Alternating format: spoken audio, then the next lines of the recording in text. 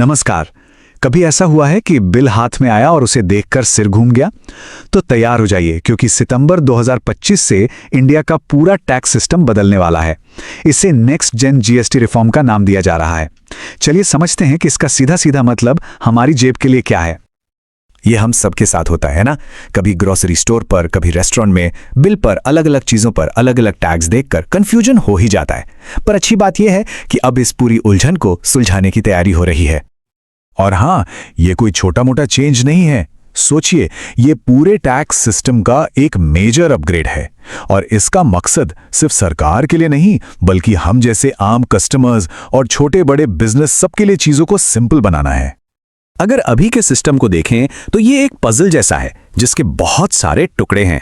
0%, 5%, 12%, 18% और 28%।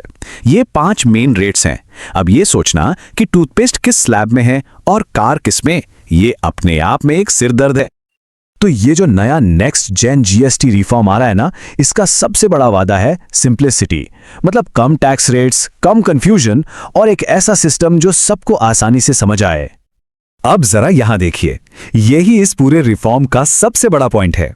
एक तरफ है अभी के 5 स्लैब्स और दूसरी तरफ है नया सिंपल सिस्टम। देखिए, 12% और 18% वाले रेट्स को मिलाकर एक सिंगल 18% का स्लैब बना दिया गया है। कितना क्लीन और सीधा हो गया है नया सिस्टम। चलो, थ्योरी की बातें तो बहुत हो गईं। अब आते हैं उस सवाल पर जो हम सबके दिमाग में घूम रहा है। आखिर इससे हमारी जेब पर क्या फर्क पड़ेगा? क्या महीने का खर्चा कुछ कम होगा? देखिए, अभी तक क्या था कि घर की कई बड़ी और जरूरी चीजें, जैसे एक नया फ्रिज खरीदना हो या फैमिली के लिए पहली कार, वो सब आती थीं 28% के सबसे ऊंचे टैक्स ब्रैकेट में। जाहिर है, इससे वो काफी महंगी हो जाती थी। लेकिन अब इन सारी चीजों पर टैक्स सीधा 18% पर आ जाएगा। मतलब सीधे सीधे 10% की गिरावट। इसका मतलब है इन आइटम्स पर डायरेक्ट सेविंग।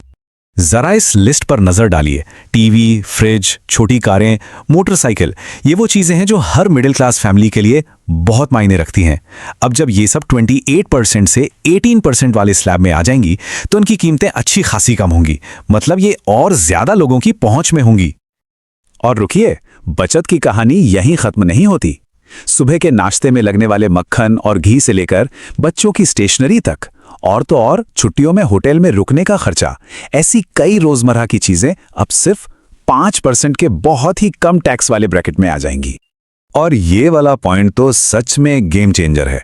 पर्सनल हेल्थ और लाइफ इंश्योरेंस पर जो 18% जीएसटी लगता था, वो अब पूरी तरह से खत्म हो जाएगा।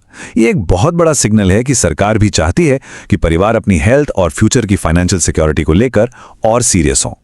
ये टेबल इन सारे बदलावों को एक ही जगह पर एकदम साफ साफ दिखाती है। पर्सनल इंश्योरेंस 0 हो रहा है, रोज के सामान पर टैक्स आधे से भी कम हो रहा है, और जो बड़ी खरीदारी है उस पर भी अच्छी खासी बचत हो रही है। ये सच में एक बहुत बड़ा बदलाव है। लेकिन हर रिफॉर्म में एक बैलेंस होता है। तो जहां एक तरफ जरूरी चीजों पर टैक्स कम हो रहा है, वहीं दूसरी तरफ सरकार लग्जरी और सिम गुड्स पर टैक्स बढ़ा रही है। सिम गुड्स मतलब वो चीजें जिनकी खपत को हेल्थ या सोशल वजहों से कम करने की कोशिश की जाती है। ये चार्ट इस बदलाव को बिल्कुल क्लियर दिखाता है। कुछ चुनिंदा प्रोडक्ट्स के लिए टैक्स रेट 28% से सीधा 40% पर चला जाएगा। ये एक काफी बड़ी बढ़ोतरी है और इसका मकसद साफ है, इन प्रोडक्ट्स के इस्तेमाल को कम करना। तो सवाल यह है कि इस नए 40% स्लैब में आएगा क्या क्या? तो इसमें आएंगी महंगी लग्जरी कारें, प्रीमियम बाइक्स, तंबाकू, सिगरेट और मीठे ड्रिंक्स। ये कदम हेल्थ और वेलनेस को बढ़ावा देने वाले बड़े गोल से भी जुड़ा हुआ है। तो इन सब बदलावों का निचोड़ क्या है? चलिए, इस नए टैक्स लैंडस्केप के मेन पॉइंट्स को फटाफट से एक बार देख लेते हैं। सबसे जरूरी बात यह समझने की है कि यह सिर्फ नंबरों को बदलना नहीं है। इसका मेन मकसद है सिंप्लीफिकेशन। एक ऐसा टैक्स सिस्टम बनाना जो ट्रांसपेरेंट हो और जिसे हर कोई, चाहे वो एक छोटा दुकानदार हो या एक बड़ी कंपनी, आसानी से समझ पाए। और एक बात जानना बहुत जरूरी है कि इन सारे बदलावों के बीच जो सबसे बेसिक जरूरतें हैं वो पूरी तरह से सेफ हैं। दूध, ब्रेड, ताजी सब्जियां एंड जैसी जरूरी चीजों पर पहले की तरह ही 0 टैक्स रहेगा। यह पक्का किया गया है कि इस रिफॉर्म का बोझ आम इंसान पर ना पड़े। तो ये रिफॉर्म सिर्फ हमारे महीने के बजट को ही नहीं बदलने वाला, ये एक बड़ा सवाल भी खड़ा करता है।